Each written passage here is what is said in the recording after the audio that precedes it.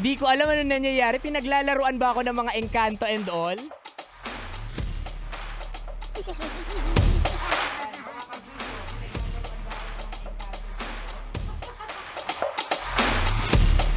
Ayan.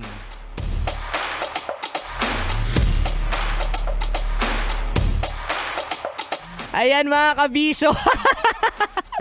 Grabe, it's Saturday pero yung tabi po, ang daming mga Encanto and all. Pinaglalaroan tayo.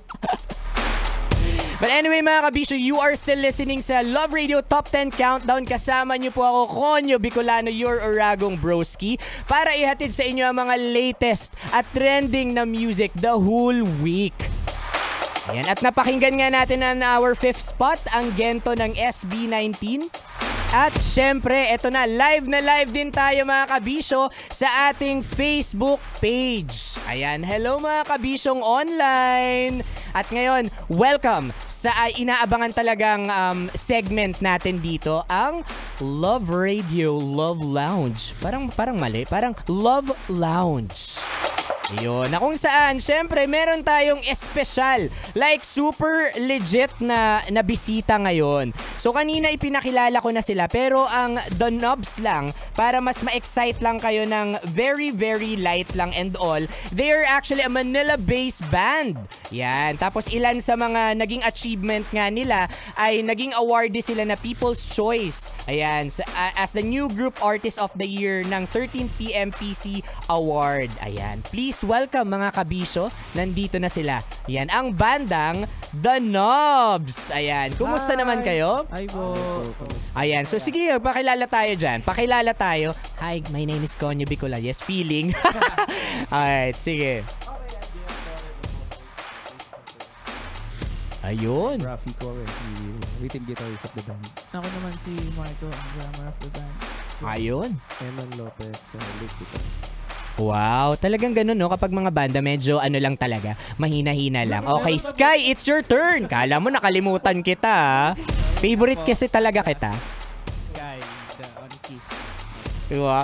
Feeling ko si Sky yung pinakamahiyain sa inyo, tama?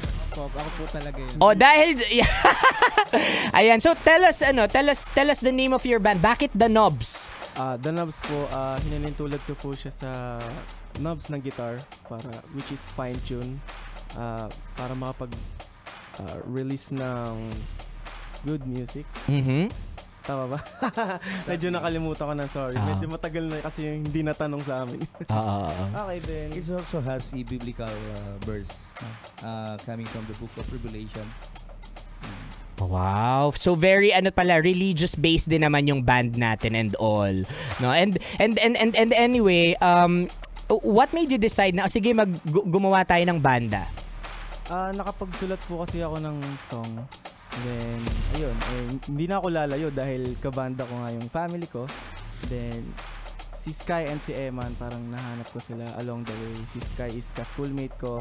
Then si Eman is isa din contestant dun sa noontime show. Dun sa noontime show, no? Sinalihan po namin. Wow. Contest. Oh, tsaka iba rin yung feels, no, kapag yung kabanda mo, kapamilya mo rin. Ang dali mong mapingot kapag pasaway, tama ba, Daddy?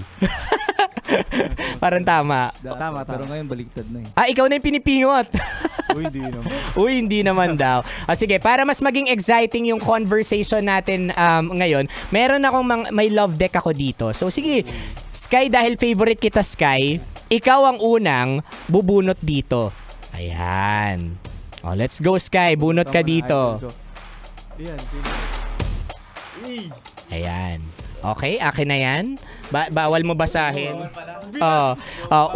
What's one of your Ay, wag na lang to. Medyo X-rated pala to. Yes po, baby pa po ako. Oo. And eto na lang, Sky. What's currently keeping you up at night or causing you stress? Yan. Ano yung kinaka-stress mo? Siguro po yung pag-aalala sa kung anong gagawin kong para magkaroon ng pambayad sa tuition. Oh, may pagano na din. Ang galing, no? Very mature na. Self-supporting po kasi. Oo. How about you naman? Ayan, ano yung kinaka-stress mo? Actually ako tapos na yung isa sa mga pinakamalaking stress ko, which is nag-prepare ako ng final demo kasi teacher. Kumuha po ako ng... Teacher, grabe ka naman, sir. Yes po. Then, yun, tapos na yung isa sa mga malaking stress na dinadala ko. So, yung thesis na lang, kulang. Yeah, thesis na lang. Ano yung favorite subject mo as a teacher?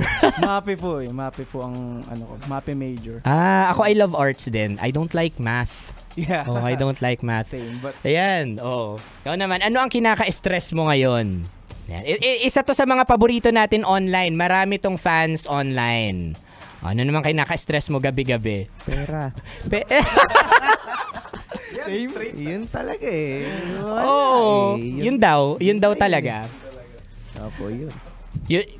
Daddy, ikaw na lang sumagot. Alisin mo na yung stress nila. Pero ikaw, Dad, ikaw naman, ano yung kinaka-stress mo? Nakita natin yung perspective. It's about studies nila, how to survive life. Ikaw naman, Daddy, dyan. Financial kasi is not an issue anymore for pagdating sa nakaka-stress talaga yon kasi marami tayong mga bayarin. Pero sa banda naman, wala akong stress sa kanila. Wow, sana all. Kasi napakasarap nilang kasama. Mm-hmm. Yeah. Daddy, parang yung parang sabi mo, wala naman akong stress sa kanila. may ganon, no? May ganon. How about you? Oh. Sa akin po, usually talaga study lang din yung nagiging stress ko. Pero tapos naman na yung SEM ko ngayon, bali meron akong 2 months na vacation. Wow. O dahil ikaw ang may 2 buwan na bakasyon, sige, pili ka dito sa Sige po. love deck natin. Wow. Ito po. Okay, sige, basahin natin ito. Which personal accomplishment are you most proud of? Yan, and why? Yan, personal accomplishment. Ako po. Hindi, ako na to.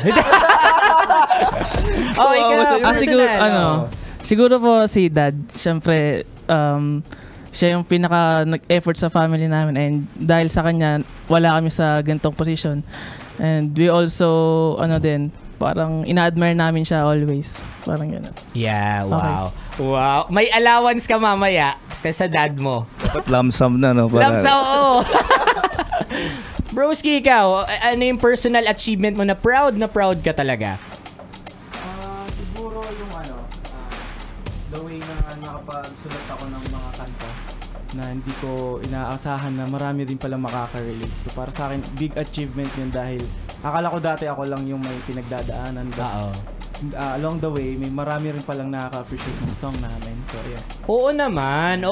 Kasi yan yung maganda sa industriya ninyo. Feeling ninyo, gawa lang kayo ng gawa. Okay lang, walang nakikinig. Not unless ma-recognize talaga kayo. But ang importante naman dito, tumatagos talaga yan sa puso. Yan yung mga tunay na fans ninyo. Hindi talaga sila present online. Pero kapag nakita ninyo sila, they will be, sila yung kumanta ng ganito na dahilan kung bakit ako nakipag-break. Ay, labas kami dyan. Sky, kayo dyan. Ano yung personal na achievement ninyo na na-achieve ninyo na proud kayo? Siguro po yung beside the knobs, yung siguro yung work ko kasi while working nakakapag-serve din ako kay God. Wow. Sky, if you don't mind, ano yung work mo if you don't mind aside sa pagbabanda? Parish office staff po ako sa Kala ko pa. sa simbahan namin doon sa may Batasan Hills, San Antonio de Padua. Hi sa inyo diyan. Yeah. Di ba? Nagpa-shout, may bayad yan. Super nice. Nagugulat ako na you can juggle those stuff at tapos may guesting pa kayo ngayon. I'm pretty sure medyo mahirap yung pinagdadaanan pero super light lang si Sky. Nakatago nga ngayon eh. Yes. Ayan. About you, bro? Ikaw dyan, gustong-gusto ko yung bonnet mo na hingin mamaya. Personal achievement na proud ka talaga. Ang hirap sundan. Nag-serve siya kay God eh. Wala na. Wala na eh. Yun na yun eh. Natuldo ka na. Pero siguro, para sa akin, personally, mas parang pinakamalaking achievement sa akin yung nung sa PMPC. Syempre, yung itong The Knobs, Yes. Yun na yun. Legit, PMPC it's a big thing. Yes, It's already yes, it a big is. thing. And it's a very credible, organization para piliin din kayo talaga. Manominate nga lang doon, grabe, ang dami nang nagkakandara Yes, pa doon. At ang hirap. nasungkit nyo pa yung award. So, kudos talaga sa inyo dyan. Thank you. At dahil ikaw bumanggit ng PMPC, ikaw ang susunod sa Atay. ating Love Lounge. Ayan. Ayun. Shoutout mo naman yung online friends natin dyan, no? Hi, online friends. Yun. Ang gana. Ayan. Alright, this is your question. What famous person would you want a hall pass to sleep with? Ay. Sino? What famous person would you want a hall pass to sleep with? All pass. Issue daw po, wag na. Next question. Next question. Dahil dyan, bubunot na ako para sa'yo. I really love this, no? Parang ano talaga eh. Alam natin, iba yung vibe kapag nandyan yung parents natin. Okay lang. Oo, ayan. Ito na lang. Baka kasi malaman ni Catherine. Nakakahiya naman. Shoutout mo na si Catherine ako. Sino si Catherine? Si ano? Si taga sa amin. Ay, taga sa inyo anak ba? ni Mang Obet. Okay. Anyway, what are 5 Joke lang. things on your bucket list? Yan, 5 things on your bucket 5 list. things on my bucket Meron list. ba? First, siguro makapag-hit song. Mhm. Tapos, pangalawa, after nung hit song, marinig kong kinakanta ng mga kapitbahay yung kanta namin sa video, okay? Tapos, number 3, susunod na yung paano ba, yung pagiging financially stable para makapag-support sa family. Tapos 4, makapag-aral ulit. And 5, magkaroon ng sariling business. Wow. If you don't know, what course are you taking right now? If ever tutuloy ka? At Conservatory of Music talaga. Grabe, talaga musically inclined talaga yung pamilya ninyo, no? About you, ayan yung Japanese sa ating grupo. Oh, Japanese outfit inspired. Ano po? Bucket list. Ay, bucket list. Ano? Or gusto mo bucket of beer? Bucket list. Siguro po, first, makapagtapos ng pag-aaral. Mhm. Second, makapaghanap ng trabaho. And then, third, mapagsabay ko yung career tsaka passion ko, which is music, and yung gusto ko matapos na kurso. Tapos pang-apat, yun, yung makilala kami sa buong mundo. Wow. Tapos yung pang-5, makapag-travel sa Makapag-travel. buong mundo. Anong bansa yung gusto mong ma-travel if ever? Mapuntahan? Japan. Halata naman eh. Halata na nga eh.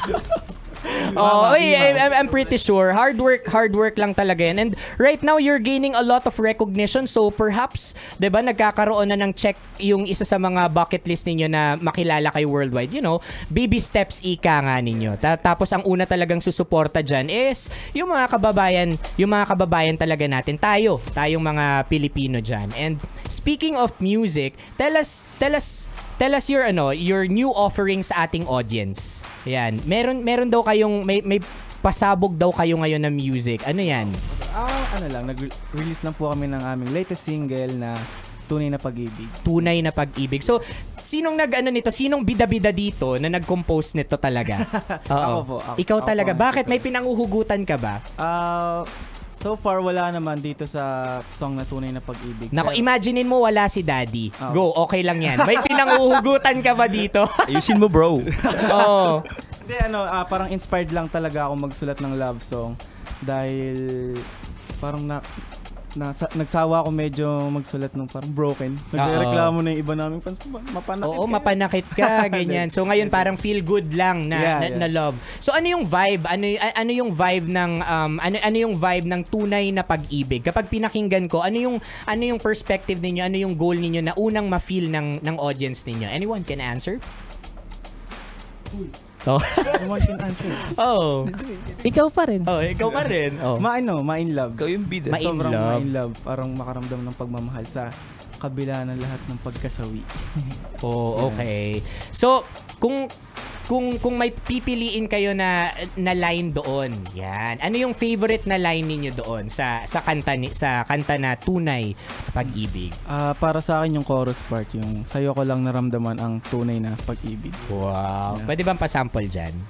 Sige po, ano ba? Ano na lang ako? Sige, kasi maya-maya mapapakinggan natin ng full yan. Pero patikim yun. syempre. Okay. So yung chorus part niya is sa'yo ko lang naramdaman ang tunay na pag-ibig. Yeah. More! Hindi na lalayo sa piling mo kahit tumigil ang mundo. Yeah, yun yung chorus part. Wow. Oh, may background. May dancer pa. Oo, may background pa. But in the Music video. Oo, sa instrument perspective, how was it? How was your experience collaborating with your lead vocals, sa drums, sa guitars? How was your experience? How was, the whole journey in creating this music? Siguro ito yung isa sa pinakamagandang lapatan na instrument part po na kanta kasi yung vibes po ng kanta, love song siya na mabigat na parang pwede mo po gawin lahat na Natakot ako sa pwede Basta. mong gawin lahat.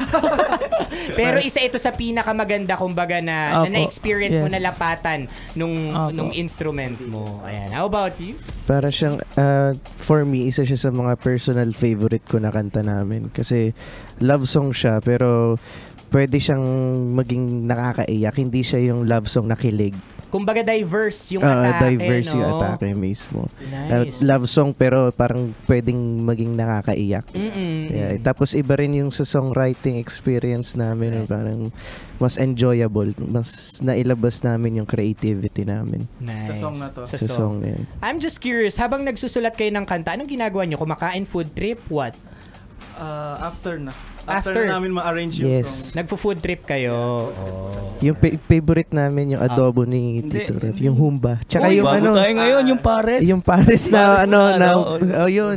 The Pares. Shout out. Sino yan? yun yung paresan na kami yung babasag ng yun. malaking yelo. Oo. Hindi, pero ibig sabihin pala nito, every sulat ninyo, journey, Yes. 'di ba? Composing journey ninyo, may food dapat talaga. Opo. No, nakakatuwa and yeah, I'm pretty much excited na mapakinggan ito. So, guys, pwede niyo bang imbitahan yung mga saan namin pwedeng mapakinggan yung inyong mga music? Okay, so pwede niyo po kaming i-follow muna sa aming mga social media accounts.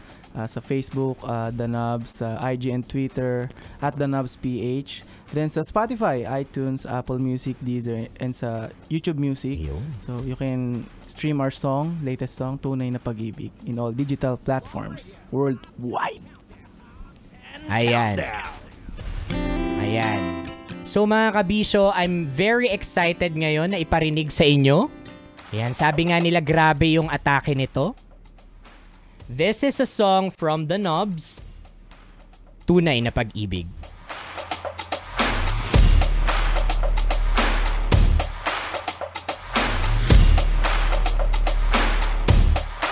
Ay.